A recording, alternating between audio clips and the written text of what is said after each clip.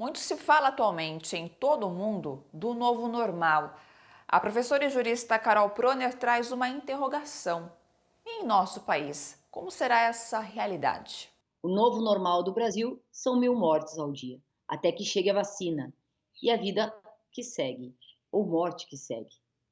E se já está difícil para os que vivem na cidade, os que estão obrigados a usar o transporte público para ir ao trabalho, premidos pela oposição macabra entre vida e economia e inoculados pelo ceticismo do novo normal, mais penosa está a vida dos povos indígenas e dos povos isolados, os quilombolas, os que já sofriam com o normal, agressivo e violento dos brancos, do assédio multifacetado às suas formas de vida e que agora encontraram um aliado para fragilizar ainda mais a sobrevivência em reservas e territórios ecológicos, para passar a boiada, para aprovar as pautas antiecológicas e de destruição socioambiental. O aliado é o coronavírus.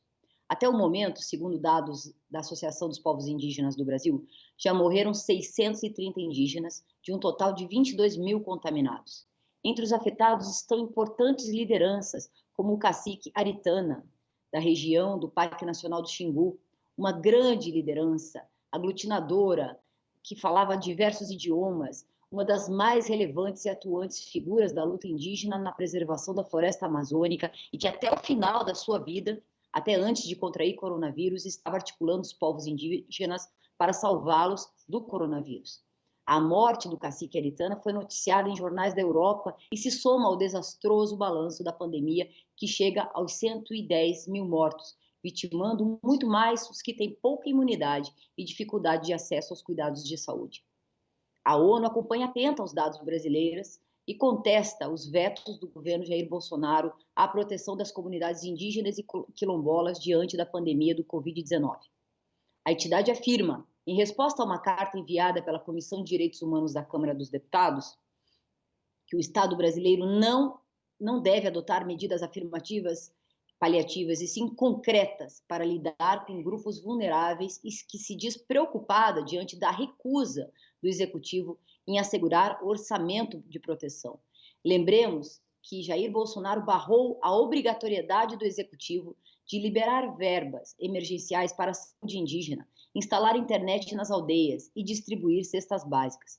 Vetou ainda um dispositivo que exigia que o governo facilitasse aos indígenas e quilombolas acesso ao auxílio emergencial e executasse ações para garantir a essas comunidades a instalação emergencial de leitos hospitalares e terapia intensiva, com o fornecimento de ventiladores e máquinas de oxigenação sanguínea. O cúmulo foi quando Bolsonaro vetou artigos de um projeto de lei que exigia fornecimento de água potável e a distribuição gratuita de materiais de higiene, limpeza e desinfecção para as aldeias indígenas. O documento da ONU, que foi obtido com exclusividade pelo Jamil Chad, jornalista que tem uma coluna dedicada às questões internacionais, e assinada por Han Harap, representante regional para a América do Sul do Alto Comissionado das Nações Unidas, diz que os governos possuem o dever de incluir pessoas que são marginalizadas e que podem enfrentar riscos de omissão, à exclusão ou à desigualdade.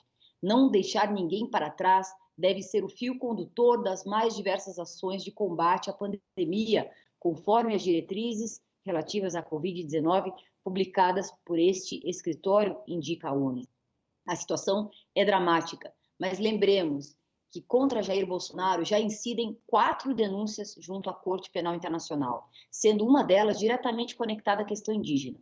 Todos esses documentos, no âmbito da ONU, como este que acabo de mencionar, instruem e adensam ainda mais as petições que o acusam de crimes de lesa humanidade e de extermínio contra povos indígenas. Crimes imprescritíveis e que o alcançarão no futuro, fazendo algum tipo de justiça, algum tipo de censura a esse comportamento criminoso, ainda que tardia. Gente, bora fortalecer a TVT? É só clicar em inscrever-se e depois clicar no sininho. Pronto! Assim que pintar notícia nova, você fica sabendo no ato.